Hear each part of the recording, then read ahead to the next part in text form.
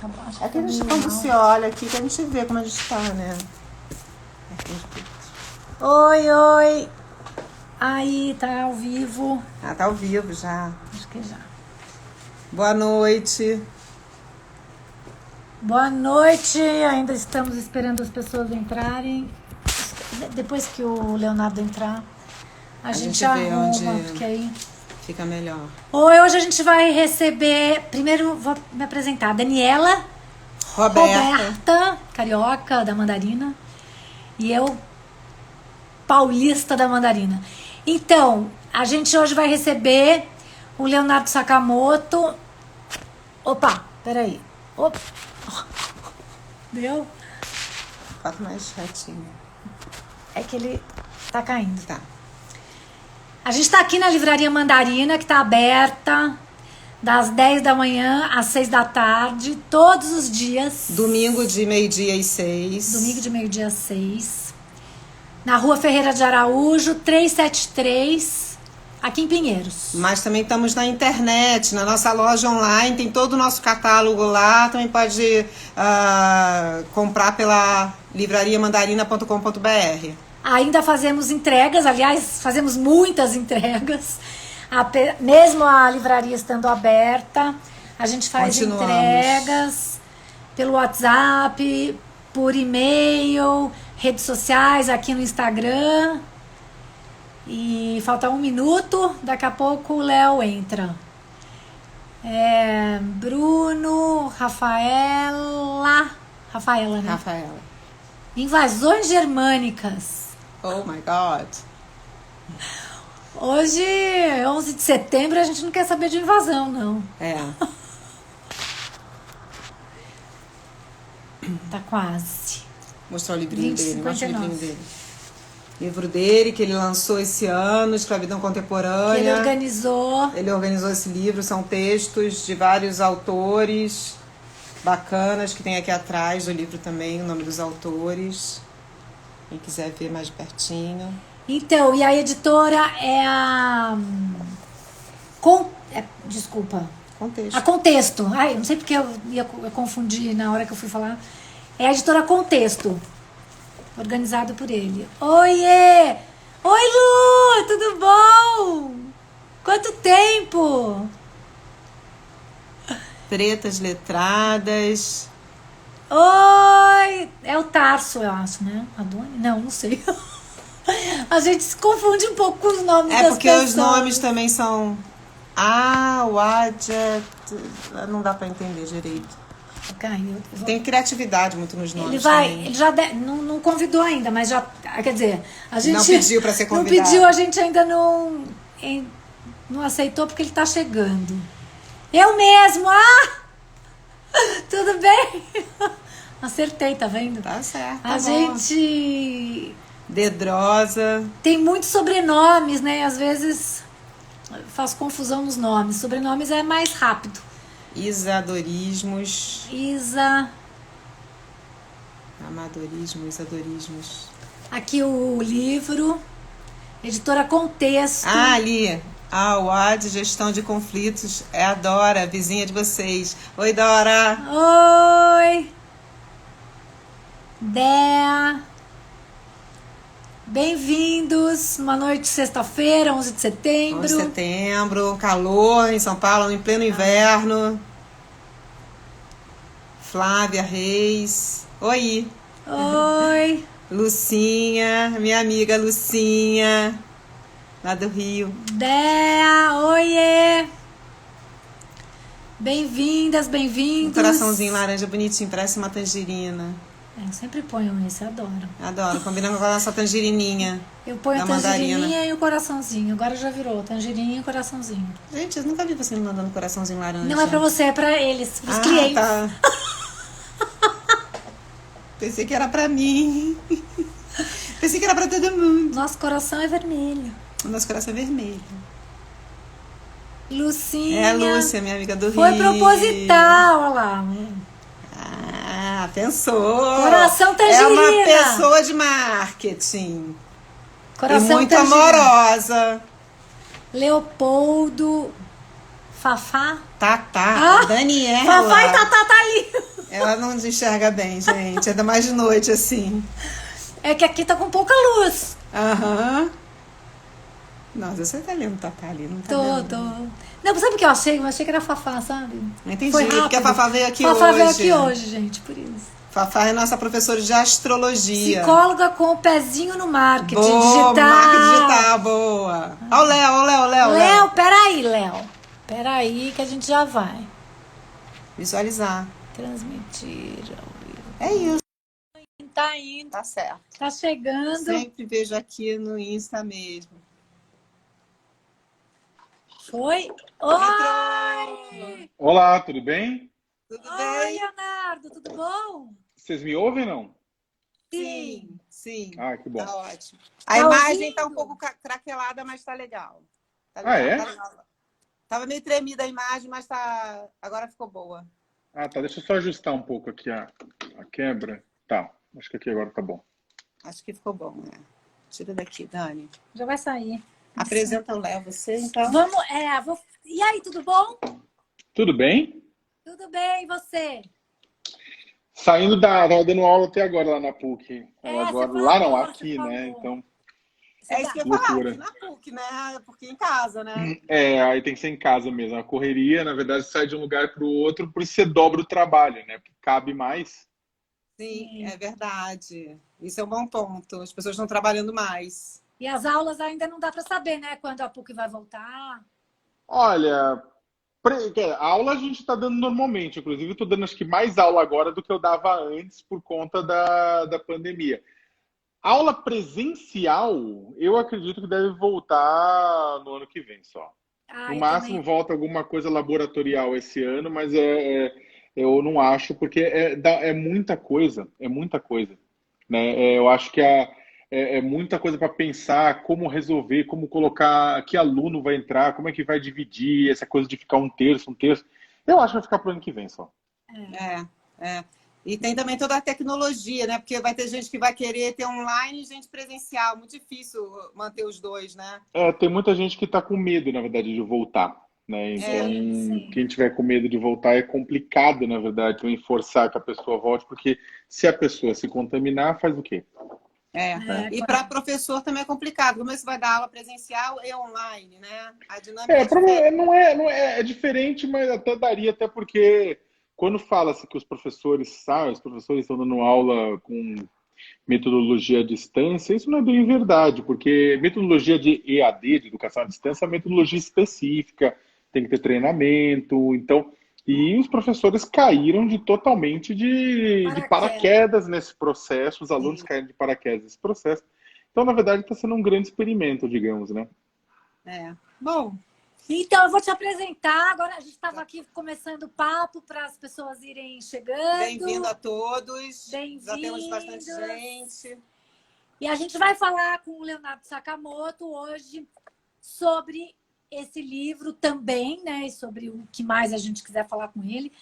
Esse livro foi organizado pelo Leonardo, Escravidão Contemporânea, da editora Contexto. E foi lançado dia 28 de janeiro desse ano. E esse dia 28, eu entendi que você escolheu justamente porque é o dia do Auditor Fiscal do Trabalho e o Dia Nacional do Combate ao Trabalho Escravo. É o Dia Nacional, eu escolhi porque era o Dia Nacional de Combate ao Trabalho Escravo, exatamente porque em 2004, 4 funcionários do Ministério do Trabalho, do então Ministério do Trabalho, foram executados na região de Unai, em Minas Gerais, e depois, pelo amando de um fazendeiro, de um mega fazendeiro e político da região, fazendeiro de feijão, né? A família Mânica, né? E por conta disso, esse dia, eles estavam numa fiscalização de rotina, uma fiscalização rural na região de Unai. Esse crime até hoje ele segue parcialmente impune, os mandantes eles conseguem protelações, acordo aqui, acordo ali, vão postergando, mentem, voltam. Então a gente não tem justiça efetiva ainda para a morte dos 4 editores, e esse dia foi escolhido depois no Congresso Nacional como um dia de combate, de reflexão sobre o trabalho escravo. Tá, e vou falar de você, né? O Leonardo é jornalista, cientista político, professor, conselheiro da ONU, E está à frente da ONG Repórter Brasil desde 99, é isso, Léo? Desde 2001. Ah, desde 2001, tá. A Você Repórter Brasil trabalha com o está há 19 tema anos. desde 99, é isso, Eu né? trabalho com o tema desde 99. Faz 21 anos que eu atuo no combate ao trabalho escravo, pesquisa, acompanho. E a Repórter Brasil, a nossa organização, cujo principal tema é trabalho escravo, mas não apenas, né, também questões ambientais, socialistas, sociais, trabalhistas. Ele ela existe desde 2001, há 19 Ah, anos. entendi. Tá. E o livro, ele reúne textos de especialistas no assunto aqui no Brasil. E aí, a estrutura do livro, eu queria saber um pouco mais. A gente leu alguns capítulos, não todos, mas a gente leu. E a estrutura, como você pensou para que as pessoas... isso ficou muito claro para nós, que você pensou o livro para as pessoas pensarem no problema, né? E nas causas e nas consequências. A gente queria saber um pouco como é que foi essa organização. E além disso, o porquê, né, de fazer o livro agora? É um tema que não está sendo muito discutido, o livro é para ajudar. Qual o objetivo do livro, né? E as pessoas que você chamou. Então, a ideia foi o seguinte: quando a editora Contexto chamou a gente me chamou para fazer o livro, eles tinham até convidado e falaram assim: olha, escreve o livro inteiro, você, né, como você está há tanto tempo, doutorado no tema, tudo. Então escreve o livro. Só que acontece o seguinte: eu ao longo dos anos, das últimas 2 décadas, me deparei com muita gente interessante, muita gente que estuda a fundo no Brasil e fora o tema do trabalho escravo, e eu achei que seria muito mais rico para o entendimento se eu convidasse, eu entregasse um tema para cada uma dessas pessoas, convidasse para eles escreverem, e dentro e fora do Brasil. Então eu chamei especialistas dentro do Brasil, fora do Brasil, para poderem escrever o livro comigo, né? Daí, depois de encomenda, os textos acabaram indo e voltando várias vezes, mas o fato é que depois eu fiz uma edição para que a impressão do leitor fosse de que ele estivesse lendo um livro numa sequência lógica, adaptar para que os textos não fossem uma cara acadêmica, eles são textos profundos, mas não são textos acadêmicos, assim, efetivamente. Sim. Então, eu tive que fazer um trabalho de edição, na verdade, levou um ano, né? Eu, né? E outras pessoas que me ajudaram, Ana Maria Straub, a Marília Ramos, a gente levou um ano esse processo de editar, assim, para deixar com uma cara de algo que fosse um livro de referência sobre o assunto. Tanto é que o tema aí ia ter outro título até, mas aí o próprio pessoal da Contexto falou: não, mas acho que esse é o seu primeiro livro referência mesmo, porque normalmente livro de trabalho escravo você encontra um livro sociológico, um livro histórico, um livro jurídico. A ideia é que é um livro referência que aborde tudo isso, da questão ambiental, passando pela questão jurídica, a questão histórica, a questão trabalhista, a questão humana, e é por isso que o livro se chama Escravidão Contemporânea. É um compêndio que pega tudo isso, né? Que tenta explicar para as pessoas o fenômeno do trabalho escravo contemporâneo, da escravidão contemporânea, o que vem sendo feito para combater, como é que surge e como é que pode ser erradicado. Então, conta um pouquinho para a gente, né? Pegando o gancho da referência, o Brasil é um país referência no combate, é isso? O Brasil ele é referência no combate ao trabalho escravo. Ele reconheceu, diante das Nações Unidas em 95, a persistência de formas contemporâneas de escravidão no território. E desde então, ele em 95 mesmo, ele criou um sistema de combate ao trabalho escravo, sistema público de combate ao trabalho escravo. É por isso, inclusive, que a gente lancei este ano, porque este ano faz 25 anos do combate ao trabalho escravo no Brasil. Faz 25 anos que o Brasil tem um sistema que verifica denúncias, resgata pessoas, obriga o pagamento de salários, e dá andamento a processos trabalhistas e processos criminais. Desde 95, os grupos de fiscalização, que são principalmente compostos por auditores fiscais de trabalho, procuradores de trabalho, procuradores da República, policiais federais, rodoviários federais, civis, militares, ambientais, eles já resgataram mais de 50 defensores públicos da União, eles já resgataram mais de 55 mil pessoas em situação de trabalho escravo, em praticamente todos os estados do Brasil, em atividades econômicas que vão da pecuária bovina para a produção de carne, couro, da produção de cana-de-açúcar, soja, algodão, tomate, batata, cebola, erva mate, madeira, carvão para siderurgia, oficinas de costura que fornecem para grandes magazines, construção civil, né? Bordéis, cabarés, restaurantes, pastelarias. Há um número muito grande, há dezenas de atividades econômicas que utilizaram trabalhadores escravizados, que são o principal estado no Brasil que fornece esse tipo de mão de obra é o Maranhão, né, historicamente. Né? Não é um estado. Por quê? Porque historicamente o Maranhão é um estado pobre, né? Um estado com uma desigualdade social muito grande, vem mudando isso, mas historicamente ele é o principal fornecedor de mão de obra, considerando os outros estados. O Pará é o principal utilizador de mão de obra escrava, né? Considerando também historicamente.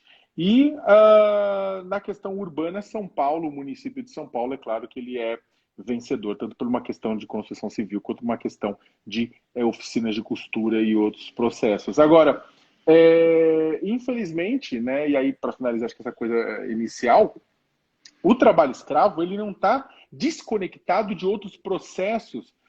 Quando a gente fala de trabalho escravo, as pessoas pensam, nossa, é uma coisa longe, né, que não tem nada a ver. Não, está na roupa que a gente usa, está no bife que a gente compra, está no combustível que a gente coloca. Aí a pessoa fala, não, mas eu não como carne, eu estou livre do trabalho escravo na pecuária, que é o pior caso no Brasil. Não, não está. Não sei se as pessoas sabem, mas a gordura do boi é uma das matérias-primas do biodiesel no Brasil. Do biodiesel. Ou seja, se você pega ônibus, você está usando vaca. Por quê? Porque a gordura de boi é responsável por cerca de uns 15% do biodiesel no Brasil, e hoje cerca de 10% do diesel que roda nos ônibus é de origem vegetal e animal. Então, isso chega até locais que a gente não imagina, né? O carvão vegetal feito com trabalho escravo entra na fabricação do ferro gusa, que entra na fabricação do aço, que entra na fabricação de carros, né? De prédios, de apartamentos, né? Então, você tem às vezes umas coisas transnacionais também. Você tem no livro, e aí falando, já que você perguntou do livro, o livro, por exemplo, ele fala de determinados processos transnacionais. Por exemplo, você tem trabalho escravo na África, na extração de minerais, que aí muitas vezes você vai ter trabalho escravo na Ásia, na fabricação de componentes eletrônicos com esses minerais, e depois você tem trabalho escravo no Brasil ou no México para montagem desses componentes em forma de encaixotamento ou de transporte desses eletrônicos. Eu não estou inventando, realmente essa cadeia existe. Ou, por exemplo, você tem trabalho escravo na produção de algodão no Brasil ou na África, e depois que é exportado, feito tecido exportado, e depois acaba sendo utilizado em países da Ásia na confecção. Então, são cadeias transnacionais, são cadeias produtivas globais, né, cadeias de produção globais que estão conectadas, e infelizmente essas cadeias globais elas atingem o Brasil, e o Brasil fornece para fora, fornece internamente, o que nos coloca, de certa forma, numa encruzilhada, porque, e aí acho que vários capítulos falam isso, que o consumidor ele tem uma responsabilidade, não uma responsabilidade gigante, porque, é claro, ele é consumidor, ele depende de informação, você não tem consumo consciente se não tem informação circulando, e é claro que esse consumidor, se tiver informação circulando, ele pode escolher, e se ele for também ele tiver dinheiro no bolso, porque muito se fala, não, a culpa do consumidor é porque ele está comprando tal feijão que é com trabalho escravo, mas se ele não tem dinheiro e só pode comprar aquele feijão, então vai ser aquele feijão, não dá para culpar. Então, para você ter consumo consciente, você precisa ter informação e ter dinheiro no bolso. São duas coisas difíceis, né? Mas quem tem dinheiro no bolso e quem tem informação deve sim pressionar por produtos mais limpos, né? Porque sim, a pressão chega nas empresas e muda a realidade. Responsabilizar essa cadeia, né? Claro. Sim, há uma responsabilidade. Oi, desculpe. Não, eu ia dizer que isso aí já é o objetivo do livro mesmo, né? É levar essa informação para o público consumidor, mas até esse momento agora aqui também que a gente está divulgando, né? Está falando sobre esse assunto, a gente está aprendendo muito, né? Ô, Léo, você falou em 55 mil pessoas resgatadas. Há algumas estatísticas de quantas pessoas estão nessa situação no Brasil hoje? E quando são Então, resgatadas, elas vão para onde? É uma pergunta aqui. Então, a estatística, o que a gente tem hoje são quase que eu poderia dizer chutes com classe. Em inglês seria educated guess, assim, sabe? São chutes um pouco melhores, assim, melhorzinhos. Mas o que a gente tem são estimativas que ainda não são confiáveis. Você tem índices internacionais, tem Slavery Index, que foi criado pelo Kevin Bales, que é o maior especialista de trabalho escravo no mundo, que inclusive é um dos autores do livro, né? Eu pedi para ele escrever um capítulo sobre trabalho escravo e mudança climática. Sim, o trabalho escravo contribui com a mudança climática no mundo, né? Contribui negativamente no caso. Mas o que acontece é que o Slavery Index ele é muito útil internacionalmente, mas para dar no caso do Brasil, a gente tem uma diferença que, enquanto o mundo inteiro você não tem produção de informação em quantidade sobre o trabalho escravo, no Brasil ao contrário, você tem muita informação. Porque desde 95 você está resgatando gente, libertando gente. Você tem excelentes grupos de pesquisa no Brasil inteiro, como o GPTEC, que é o Grupo de Pesquisa de Trabalho Escravo Contemporâneo na Universidade Federal do Rio, Padre Ricardo Rezende, ele é padre, ligado à Teologia da Libertação e também é professor de antropologia da UFRJ, quer dizer, doutor em antropologia na UFRJ e professor lá da UFRJ, e ele escreve nos capítulos também. Então você tem grupos de pesquisa fortes, você tem muita estatística sendo produzida, inclusive por dados governamentais. Então, as informações reunidas no Brasil permitem que seja feito cálculos estatísticos mais precisos. Só que até agora não foi feito. A Organização Internacional do Trabalho, ligada à ONU, está produzindo isso, mas é que isso demora um tempo devido ao tamanho continental do Brasil, que tem que mandar equipe, pesquisar, bater, tudo isso mais. O fato é que, considerando esses chutes mais educados, essas informações, essas estimativas assim que tem disponível, tem gente que fala de 150 mil, 200 mil, 250 mil ou mais de trabalhadores. Eu não gosto de utilizar o número de pessoas que poderiam estar escravizadas, até porque esse número varia muito de ano a ano, de safra em safra, depende quando você tem quebra de safra, depende quando você tem pandemia, depende de uma série de coisas, né?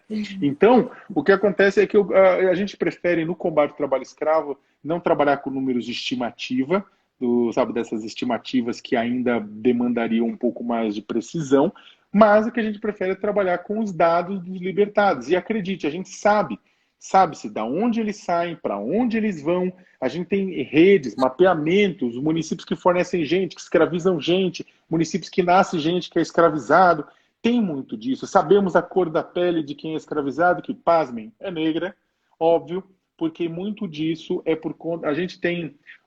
depois a gente pode até falar sobre isso, mas o fato é de que, apesar da cor de pele não ser o requisito para a escravização, o trabalhador e a trabalhadora negro e negra são os principais escravizados no Brasil. Por quê? O requisito básico para a escravização no Brasil é ser pobre. E qual é a cor da pobreza no Brasil? É negra. Muito por conta de uma abolição incompleta e imperfeita ocorrida em 1888, que na verdade não garantiu inclusão cidadã nem direitos para aquela população, mas garantiu apenas deveres, na sua maioria. E desde então a gente nunca conseguiu, e toda vez que a gente consegue aplicar e evoluir em políticas de compensação, alguém reclama, como o próprio presidente da República, de que eu nunca escravizar ninguém, que é uma fala dele, do Júlio do ano retrasado, eu nunca escravizei ninguém, então eu não tenho responsabilidade com isso, né?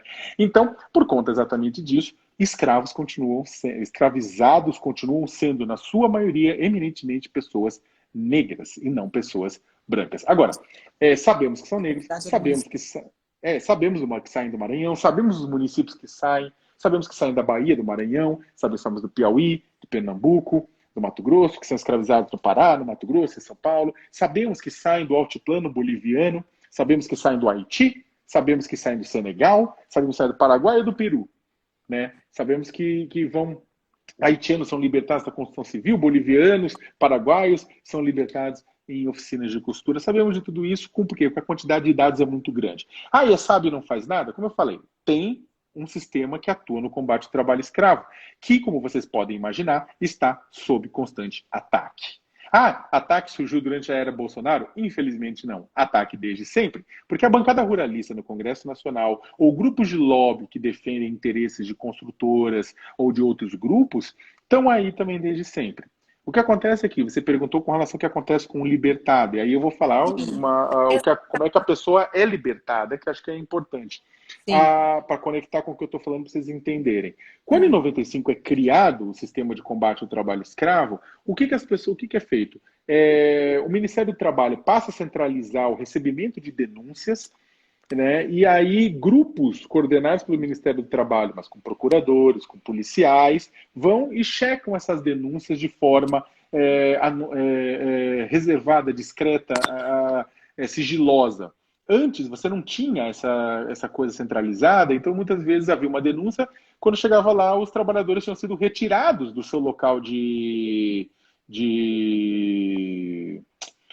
trabalho para evitar que houvesse um flagrante. Então, esses grupos passaram a serem enviados de forma discreta, de forma sigilosa a partir de Brasília e passaram a libertar trabalhadores do trabalho escravo.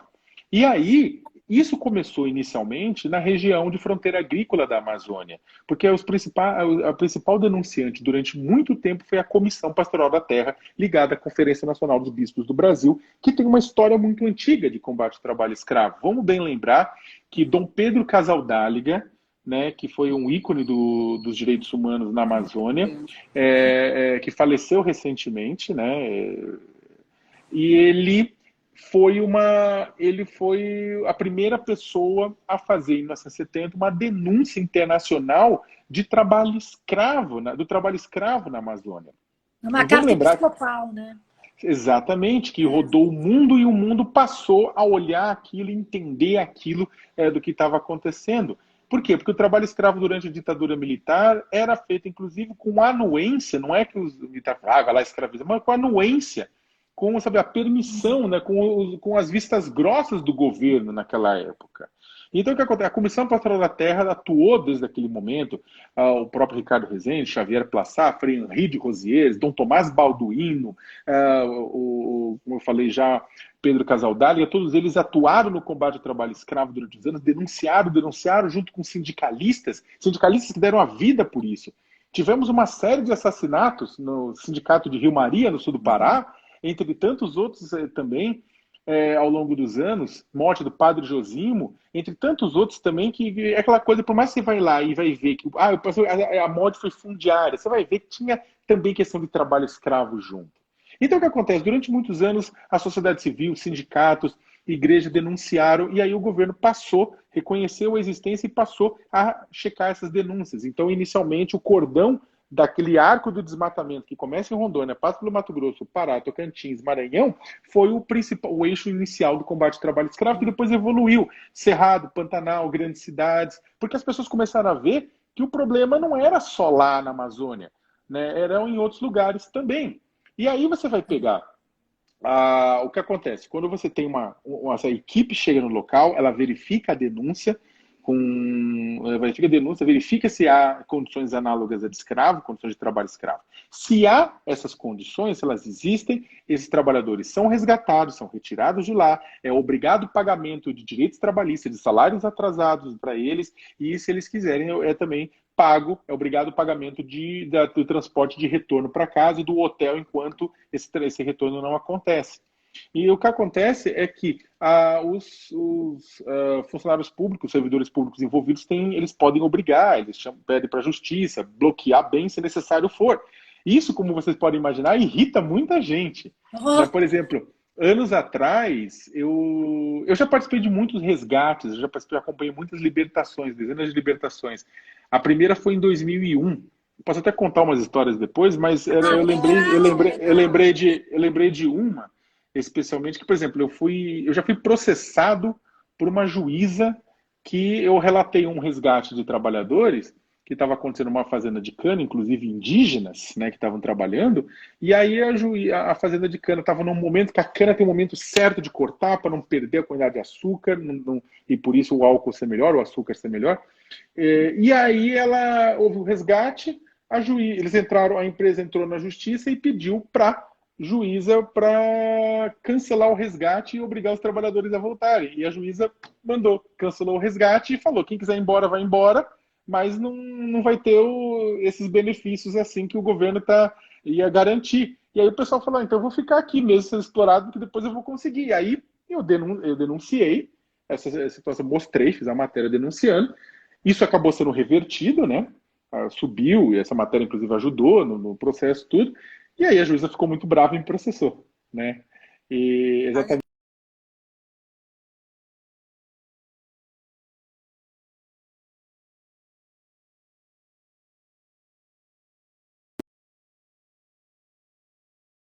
Não acreditam, mas no final das contas, tem gente que não acredita, mas no final das contas é isso que acontece. Você tem um Brasil arcaico que convive de uma forma até muito satisfeita e muito feliz com um Brasil moderno. Muitas vezes, quem produz, quem utiliza o trabalho escravo, na maior parte das vezes, não são pequenas propriedades, não são camponeses, né? São grandes propriedades, são grandes indústrias, são grandes empresas de vestuário. Né? O trabalho escravo, e aí é interessante, pequeno parênteses assim, o trabalho escravo ele não é uma doença, quer dizer, ele é um sintoma, ele não é uma doença. Ele está mostrando que alguma coisa está errada no organismo. Então não adianta só você resgatar, gente. Resgatar é fundamental, senão as pessoas estavam lá até hoje. Mas além de resgatar, você tem que lutar para curar o organismo. E qual que é a doença? A doença é desigualdade social, é concentração de renda, é desigualdade de acesso à justiça, que garante que a Amazônia, que o Estado vá para a Amazônia para financiar grandes propriedades rurais, mas esteja ausente de financiar educação, saúde, moradia, trabalho, alimentação, que poderia garantir dignidade e impedir que certas coisas que acontecessem. Agora, esses trabalhadores, uma vez libertos, saídos de lá, né, eles recebem o salário que eles têm direito, os direitos trabalhistas que eles têm direito, como se fosse uma demissão, recebem, às vezes o Ministério Público consegue fazer com que a empresa pague uma indenização para eles no momento do resgate, às vezes não consegue, aí eles vão tentar uma ação civil pública depois, uma ação civil coletiva, e também conseguem acesso ao seguro-desemprego, eles entram no seguro-desemprego, existe seguro-desemprego especial para libertados da escravidão. Só que o que acontece é o seguinte, existem poucos projetos, existem alguns projetos, né, no Brasil para reinserção desses trabalhadores, para fazer curso. Existem alguns projetos públicos e existem projetos da sociedade civil para inserir, para fazer curso, para realocar, para conseguir emprego decente, principalmente para capacitação. Agora, ainda é pouco. Por mais que existam esses projetos, por mais que funcionem, por mais que tenham alguns exemplos interessantes, por exemplo, de trabalhadores que se reuniram no Piauí, o assentamento Nova Esperança, por exemplo, foi de trabalhadores resgatados da escravidão que deram um basta, falou, a gente precisa da nossa terra, se juntaram e reivindicaram uma terra, porque falou, se a gente não tiver terra, a gente não vai conseguir nunca ser livre de verdade. Só que o que acontece é que eles conseguiram a terra deles, mas eles não conseguiram ainda ser livres de fato, porque não adianta dar terra. Você tem que dar capacitação técnica, escoamento, recursos para financiar a produção. Ah, você está querendo dar tudo? Ué, o latifúndio não tem? O grande proprietário não tem anualmente recurso, acesso, etc. E não estou falando que não deve ter para a produção, deve ter. Mas deve ter para o grande, deve ter para o pequeno também. Sim. Então o que acontece é que a gente ainda está engatinhando muito, a gente avançou muito nos 25 anos em libertação de pessoas, até em punição trabalhista avançou muito.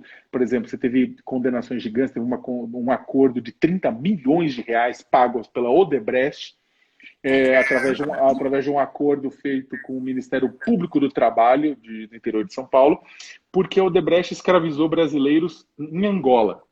Levou para lá para fazer obra e acabou escravizando lá. E aí depois houve uma ação, e aí para essa ação ser finalizada, eles pagaram essa indenização.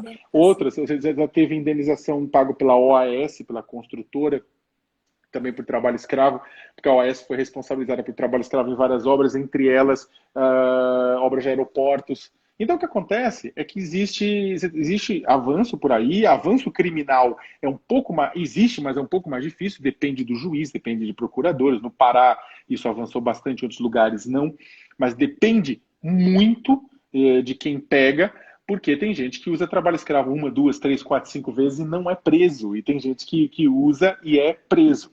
Então varia muito de casa para casa. Por exemplo, eu já passei, por exemplo, já teve fazenda que a gente Um exemplo, em 13 de dezembro de 2001, eu participei de uma ação de fiscalização em Eldorado dos Carajás. Para quem não lembra, Eldorado dos Carajás foi onde, em abril de 96, trabalhadores sem terra foram assassinados no que ficou conhecido como Massacre de Eldorado dos Carajás, né, ocupavam uma terra, etc. e tal. Inclusive, alguns dos fazendeiros lá também tinham uma relação com o trabalho escravo. Foram massacrados. A gente foi, em 2001, eu participei de um resgate, em que era uma fazenda de gado, em que era para a criação de matriz inclusive que era para vender sêmen para inseminação artificial, ou seja, touros campeões, vencedores, e os trabalhadores não tinham acesso à comida. Tinha trabalhador que tinha ficado doente e aí estava passando tremendo de malária num barracão no meio do mato, porque o proprietário não fazia nada. Tinha outro que perdeu, em outra fazenda que eu fui, que perdeu o dedo e também o proprietário falava, não, se vira. Deu uma caixa de analgésico e falou, se vira. Inclusive, por exemplo, nessas fazendas a gente acaba percebendo que o gado, e com todo respeito, não é uma questão de, não estou fazendo especismo, não estou falando que deve ser mais ou menos, mas o gado é muito mais bem tratado que o ser humano. Ah, mas está sendo especista. Não, estou falando muito mais bem tratado. Não estou falando igualmente bem tratado, estou falando muito mais bem tratado, né, do que seres humanos. E são fazendas ricas, né, não são fazendas pequenas. Né? Você vai ter, por exemplo, em maio de 2003, dia 1º de maio de 2003, a gente estava, dia do trabalho, estava numa ação de fiscalização no Pará, também no leste do Pará, quando a gente se deparou com um menininho franzino, pequeno. O Pedro, é o nome fantasia desse aí que eu dou, porque não é o nome real dele, óbvio, mas o Pedro tinha 13 anos e operava motosserra. Só que aí eu perguntei que dia que era o aniversário dele, ele não sabia. E também não sabia que se comemorava no dia 1º de maio. Agora, o interessante é que o Pedro queria ser motorista de caminhão, para dirigir para bem longe de lá. O Jonas, que eu encontrei em outra fazenda, fazendo cerca para o gado do patrão, tinha 14 anos e queria ser jogador de futebol. É interessante que as profissões das crianças e dos jovens que eu ia encontrando, principalmente das crianças, né, que eles queriam ser, eram profissões que levavam eles para longe, muito longe de lá, muito longe de onde eles estavam. Eram profissões que faziam com que eles rodassem para muito distante daquela vida de merda que eles tinham. Então, ou seja, o sonho ainda estava lá presente, né?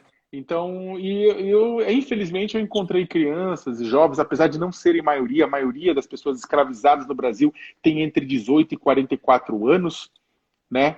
Tem entre 18 e 44 anos. Por quê? Porque são pessoas que entregam a força física, né? E eles são, ou seja, as crianças não são maioria, elas têm uma quantidade maior de crianças entre os resgatados, normalmente quando o trabalho escravo ele é de cunho sexual. Aí sim, e aí eu também já vi muitas meninas escravizadas com o que o pessoal diz em alguns lugares, puta com idade de vaca velha. E eu perguntava por quê?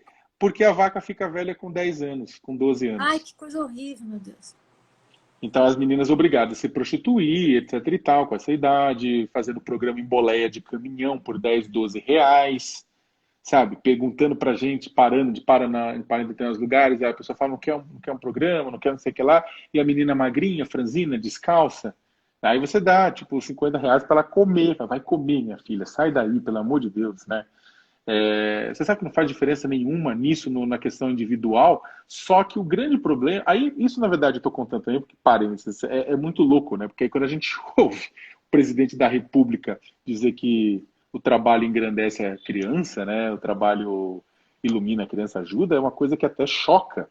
Porque, óbvio que ajudar a mãe nas tarefas domésticas, de forma que não vai atrapalhar a sua vida e que o trabalho da criança não é arrimo de família, ou seja, a família não depende daquilo, e a criança ajudar a tirar uma leite de uma vaca, ajudar... Aí é uma coisa. Quem está falando de trabalho infantil, que eu já vi ao longo dos anos, algumas vezes trabalho infantil escravo, ou seja, criança lavando roupa de marmanjo durante o dia inteiro, tendo que sair da escola, enquanto os outros escravizados estavam cuidando do gado e ela lavando roupa ou fazendo comida. Menina de 12 anos. Ou criança colhendo fumo. Isso não existe mais. Existe. Ou criança fazendo farinha em casa de farinha, que é uma das piores atividades possíveis. Por quê? Corta e decepa dedo, né? Criança, a gente já pegou, tem foto, posso até mostrar depois se quiser, tem foto de criança de 3 anos trabalhando com um irmão de 8 em casa de farinha. Eu achei que eu tinha ido para o Paquistão, porque eu viajo muito ao redor do mundo para falar de trabalho escravo, para discutir por conta do meu trabalho, que até eu tocava na ONU e também por conta de outros processos. Eu estava no Paquistão em 2007, cobrindo um conflito, cobrindo questão de trabalho escravo. E aí eu encontrei na cidade de Mif, no deserto de Thar, quase na divisa com a Índia, crianças de 5 e 7 anos fazendo tapetes, crianças escravizadas fazendo tapete, muito cedo de manhã, né? E aí eu falo assim, puxa, no Brasil não tem com essa idade. E aí eu achamos, assim, sabe? Tem. Então o que acontece? No país continental tem, né? No país tem. Só que é o seguinte, o normal não, é raro, é muito raro. Você tem, isso é raro. O mais normal são adultos, homens, fortes. Por quê? Porque estão entregando força física. Agora, finalizando, uma vez libertadas essas pessoas, elas ou têm a sorte de cair em algum programa, etc e tal, ou elas acabam, na verdade, entrando novamente numa rede de escravização. Existem vários programas que ajudam. A gente próprio da Repórter Brasil, a nossa organização, desde 2004, a área de educação da Repórter Brasil, não de jornalismo, ela tem um projeto chamado Escravo Nem Pensar, que capacita professores e lideranças para combater o trabalho escravo nas comunidades, assistentes sociais para combater o trabalho escravo nas comunidades. A gente coordena uma rede com dezenas de organizações que, quem quiser entrar no site escravonempensar.org.br, é um projeto que pouca gente aqui do Sul conhece, o Sudeste, mas lá é muito conhecido no Norte e Nordeste, porque ele já atendeu 1,3 milhão de pessoas. Né? É um projeto gigante, está em 465 cidades. Isso é mentira, é só ir lá. Liga para os prefeitos, independentemente do partido político, etc. Vocês fazem isso para mamar dinheiro na teta do Estado. Não, não é cobrado, curso é grátis, recursos são internacionais, tudo. É um processo que a gente acredita porque através da educação, e através da educação das crianças e da comunidade sobre os seus direitos, as coisas não vão se resolver, mas as coisas vai ser um caminho para a solução. Agora, projetos como esse existem, projetos de inserção cidadã, projetos de capacitação, projetos de formação, e ajudam. Só que a gente precisa, em última instância, tudo isso ajuda, mas é que a gente precisa, de verdade, de programas de geração de emprego e renda e programas de garantia de direitos básicos, né, em comunidades com alto índice de aliciamento para o trabalho escravo. Tem muita gente que chega e fala o seguinte, mas você está sendo comunista. Eu estou sendo comunista? Eu estou sendo capitalista, estou pedindo oportunidades para todo mundo. Aí cada um faz o que quiser da sua oportunidade. Eu quero que as pessoas estejam capazes de desenvolver, de ganhar dinheiro, de ficar rico, sabe, que tenham condições para isso. No Brasil, infelizmente, para essas pessoas escravizadas, a única alternativa delas é continuar entrando num ciclo de pobreza e sofrimento. Léo, eu vou te fazer, só queria fazer uma pergunta que parece boba, um pouco estúpida, assim, mas como a gente está falando para uma grande audiência, já estamos com 74 pessoas aqui, explica rapidamente o que é exatamente o trabalho escravo. Assim, não é boba, não, é ótima pergunta. Porque às vezes tem uma elasticidade aí que algumas pessoas podem estar usando o trabalho escravo sem até saber, eventualmente, né? Sim. O ponto, eu acho que é extremamente interessante o que você está falando, porque é o seguinte, trabalho escravo, primeiro é o seguinte, é falar o que não é. Trabalho escravo no Brasil não é o mesmo trabalho escravo que havia na época da colônia e do império. O trabalho escravo, ele vai se adaptando ao longo do tempo, ele vai se alterando, vai mudando. E em 1888 aconteceu uma coisa que foi importante, apesar de não ter tido uma abolição de fato, no sentido de garantia de que as pessoas não fossem mais exploradas como antes, só que teve o fato que o Estado brasileiro deixou de considerar, deixou de validar o direito de propriedade de uma pessoa por outra. Ou seja, você não pode mais ser dono de outra pessoa. Você não pode mais. Isso mudou muita coisa, porque o Estado permitia que você tivesse o controle de uma pessoa. Agora, você não pode mais. Isso é fundamental que se saiba. Contudo, há várias similaridades entre os processos, a coisificação do ser humano, o roubo da liberdade e da dignidade. Isso é importantíssimo as pessoas saberem que o que é roubado na escravidão não é apenas a liberdade, é a dignidade, né? Por quê? Liberdade é isso aqui. Dignidade é um conjunto maior, onde a liberdade faz parte. A liberdade está contida no conjunto maior de dignidade. Dignidade é aquele pacote mínimo de direitos que você tem simplesmente por ter nascido gente. Né? É um pacote a partir do qual que você tem acesso, é um pacote mínimo para poder sobreviver, para poder viver em sociedade. Quando você tem a negação total da dignidade, você tem trabalho escravo. Quando você tem a negação total da liberdade, também. Mas quando você tem a negação total da dignidade, você tem trabalho escravo. Como que isso se traduz em lei? Na década de 40, a Lei Áurea é de 1888, dia 13 de maio. Da década de 40, o Código Penal brasileiro, ele criou um artigo, hoje é o artigo 149 do Código Penal, que ele prevê a criminalização, a punição de pessoas que reduzirem alguém à condição análoga à de escravo. Que nome é este? Usa-se juridicamente análoga de escravo, grosso modo, porque o trabalho escravo, aquele que você podia ser dono de outra pessoa, acabou. O Brasil considerou que o trabalho escravo não mais existia porque dependia da propriedade de alguém por outra pessoa. Se o Estado não considera que você pode ter alguém como seu, uma pessoa para chamar de sua, então você não pode mais ter trabalho escravo. Então o Estado considera que essa nova escravidão é análoga àquela antiga que havia. Não é igual porque você não tem o direito à propriedade, mas é análoga àquela condição de propriedade, mas você não precisa ser proprietário da pessoa.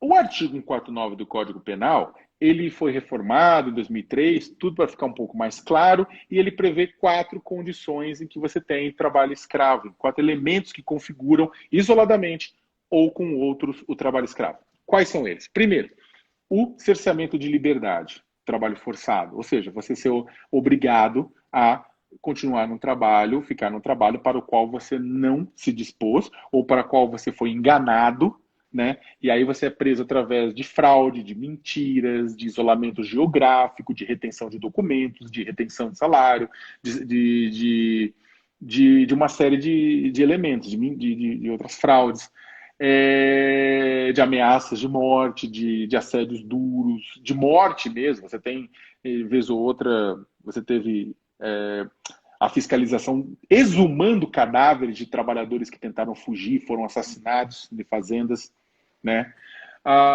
O segundo elemento é a servidão por dívida. É você estar preso a uma dívida contraída de forma ilegal. Por exemplo, a pessoa vai te buscar, você vai trabalhar no Marabá, no Pará, mas a pessoa vai te buscar lá em Codó, no Maranhão, e aí lá ela te dá um adiantamento para você comprar e fazer a feira, né? Dar para sua família, deixar para sua família, ela te dá uma grana para o transporte, chegando no local de trabalho ela cobra pela enxada, cobra pela foice, que deveria ser dado gratuitamente, cobra por luva ou bota, que também deveria ser dado gratuitamente, e isso vai aumentando e cobra por um valor absurdo de fumo, de comida, de bebida, de qualquer coisa que você vai comprando, né? Num aquele chamado esquema de barracão. Né? E aí a pessoa vai se endividando, no final ela deve mais do que ela tem para receber.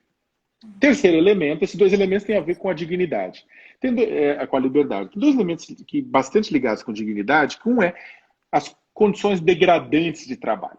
As pessoas confundem, e tem muito fazendeiro, e tem muita gente que defende o trabalho escravo de forma velada, que fala, ninguém sabe o que é condição degradante, é confuso. Não é confuso. Condição degradante é aquela condição que coloca uma pessoa abaixo da linha de dignidade, colocando em risco sua saúde, sua segurança, sua vida. E o Ministério do Trabalho tem listas do que isso é na prática. Por exemplo, não é uma coisa só, é um pacote de problemas. A pessoa dormir no estábulo junto com os animais, beber a água que os animais bebem, tomar banho em lugares nojentos, assim, você tá no meio do mato sem nenhum banheiro, sem cozinha, sem energia, sendo picado por cobra, tudo isso ao mesmo tempo. São condições de trabalho degradantes, trabalhar de sol a sol, numa toalha sem poder descansar, né? E aí você tem um quarto elemento que é a jornada exaustiva. Jornada exaustiva não é trabalhar muito. O médico, o jornalista faz plantão, trabalha 36 horas, é escravo. Não é. Porque você não é hipossuficiente, você ganha bem para isso, meu amigo. Né? Você pode sair de lá, não posso. Não, você pode. Diferente de não poder, de você estar numa situação de miséria. Né? A jornada exaustiva é você trabalhar tanto e de forma tão intensa que você coloca em risco sua saúde, sua segurança, sua vida. Sabe o que é isso? É aqueles cortadores de cana que morrem de tanto cortar cana. Sabe o que é cortar 16 toneladas no muque, né, até capotar? Então, acontece. Ah, todo mundo que corta 16 toneladas de escravo? Não. Mas tem situações em que se cria um sistema em que o trabalhador, você não precisa chegar e falar, vai lá. Você cria um sistema que o trabalhador fica com medo de ser demitido, fica com medo de ser trocado, fica com medo de não conseguir o dinheiro suficiente para levar para casa. Aí ele vai até o limite, né? E a empresa, beleza, passa adiante e vamos tocar, né? Então, é complicado. Né? Ficou claro, ficou bem ficou claro. E eu lembrei de vários. Você falando foi me lembrando várias leituras, vários. Aqui nos textos a gente lê tudo isso que você está falando e você fala. É muito mais gostoso escutar você falar. Porque a gente sente, né, o que você está falando, as suas experiências ao vivo. Aqui não é ao vivo, mas como muita gente entrou agora, a gente está falando que o Leonardo Sakamoto organizou a Escravidão Contemporânea, um livro da editora Contexto. E a gente está mais ou menos chegando ao fim. Eu queria que... Você ia perguntar uma coisa? Não, a gente tem um grupo de repressão do trabalho forçado que foi criado num dos governos. E existe ainda esse grupo? Então, o GERTRAF, que é o grupo executivo no GERTRAF. Então, o GERTRAF, que é o Grupo Executivo de Repressão ao Trabalho Forçado, né, ele foi criado ainda no governo Fernando Henrique, e que foi quem criou o sistema de combate ao trabalho escravo no Brasil, né? E ele, na verdade, depois acabou se transformando na CONATRAE. A CONATRAE é a Comissão Nacional para a Erradicação do Trabalho Escravo. Em 2003, o GERTRAF virou CONATRAE, e aí trouxe a sociedade civil junto, antes era o governo, e aí trouxe a sociedade civil, virou uma comissão paritária, e hoje a CONATRAE ainda existe, né? Mesmo naquela saraivada que houve umas derrubadas de comissões, etc., mas ela ainda existe. Da mesma forma, o sistema de combate ao trabalho escravo ainda existe. É interessante porque é o seguinte, o GERTRAF, depois a CONATRAE, foram responsáveis por criar os planos de combate ao trabalho escravo, por moldar e por monitorar, né, o sistema de fiscalização e de combate. O Brasil realmente é considerado um exemplo global no combate ao trabalho escravo, não só porque liberta a gente, porque tem uma sociedade civil atuante que denuncia, que insere, mas também porque ao longo dos anos a gente conseguiu inserir um sistema empresarial nesse processo. Sim, né? sim. Não simplesmente gritando com empresa, que não adianta, mas inserindo e fazendo o quê? A Repórter Brasil a gente faz isso muito, e no livro a gente fala um pouco. A Repórter Brasil rastreia a cadeia produtiva do trabalho escravo. Nós pegamos o nome das empresas que foram flagradas com trabalho escravo, essa lista está disponível, é pública, é chamada de lista suja do trabalho escravo, está no site do Ministério da Economia, no site do antigo Ministério do Trabalho, que fica agora dentro do Ministério da Economia, está lá, vocês podem ver.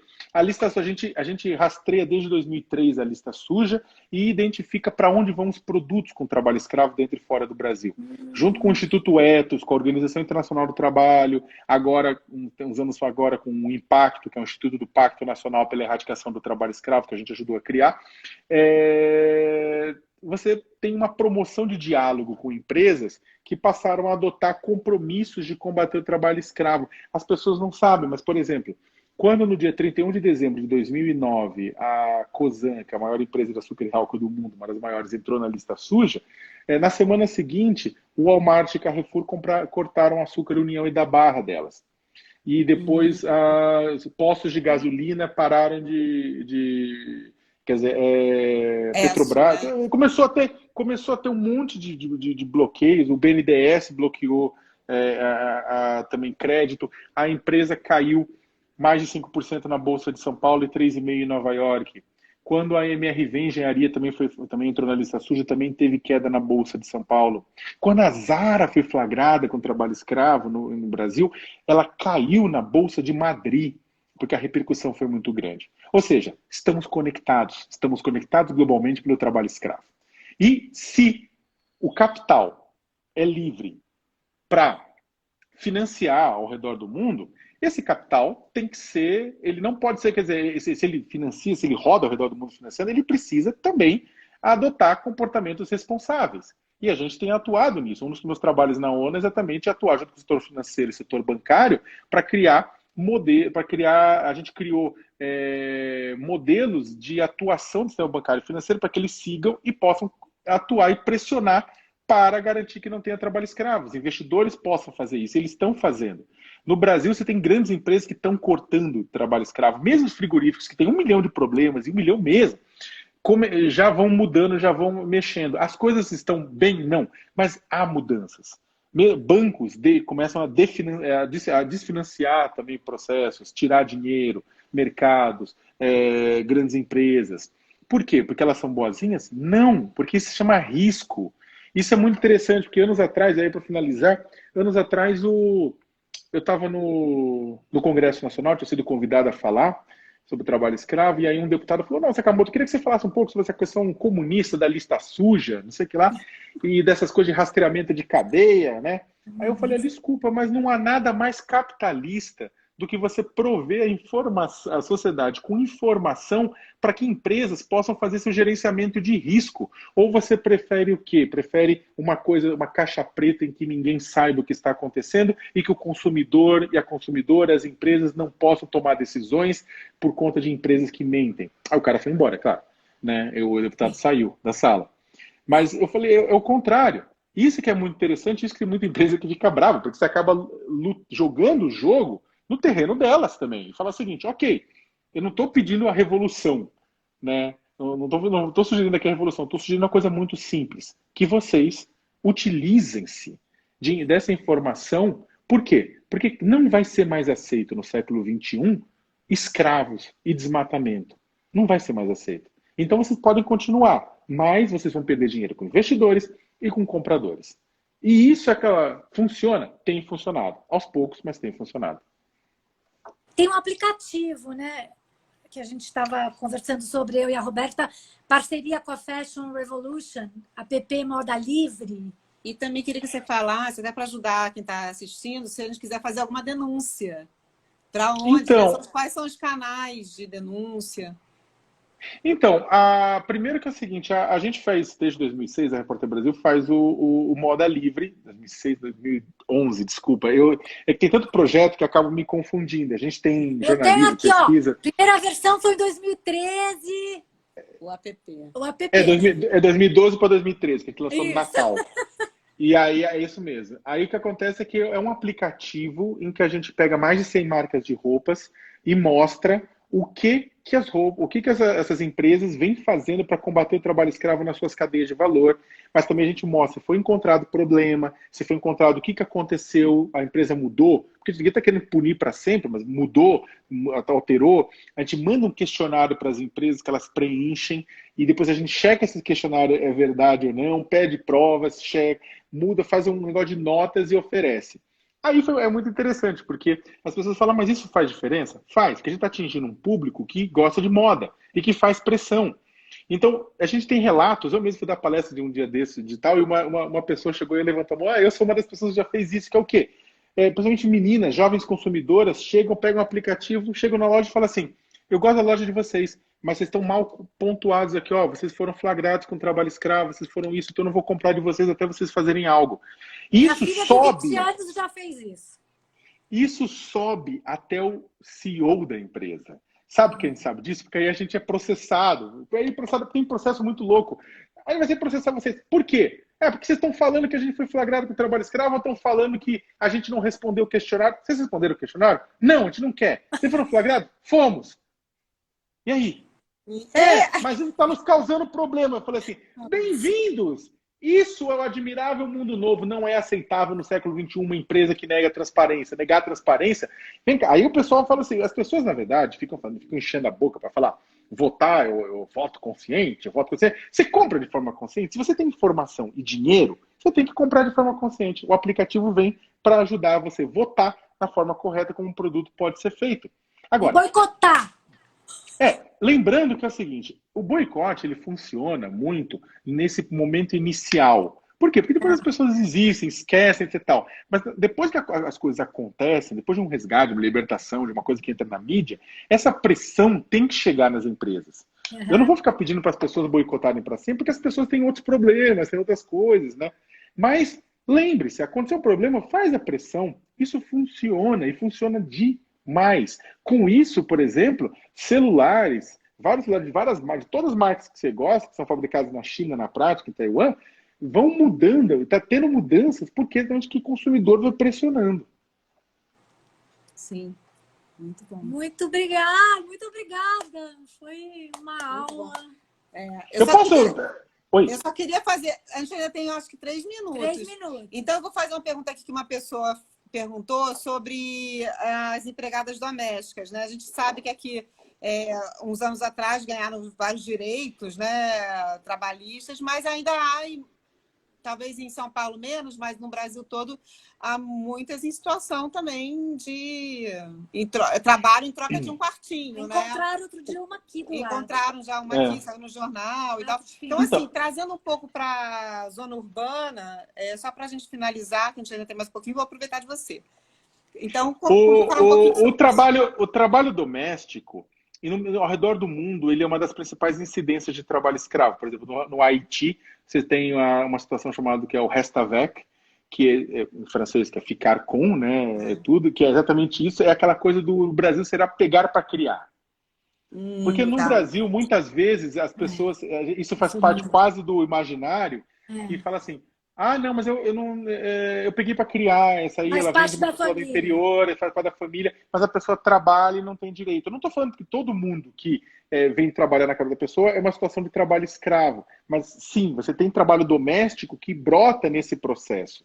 Só que o grande problema no Brasil e você tem trabalho doméstico, teve aqui em São Paulo, você teve um trabalho doméstico indígena, uma libertação em São José dos Campos recentemente, você tem muitos casos em outros lugares do Brasil. O grande problema é que, como você tem uma questão da inviolabilidade do lar e várias discussões sobre isso, é diferente de você entrar numa empresa, de você entrar num bordel, de você entrar numa fazenda, de você entrar num lugar desse, e você entrar numa casa para você. E às vezes é muito difícil, porque às vezes a pessoa trabalha sozinha, porque quando muitas vezes a gente fica sabendo de libertação de trabalhador escravizado, a pessoa fugiu.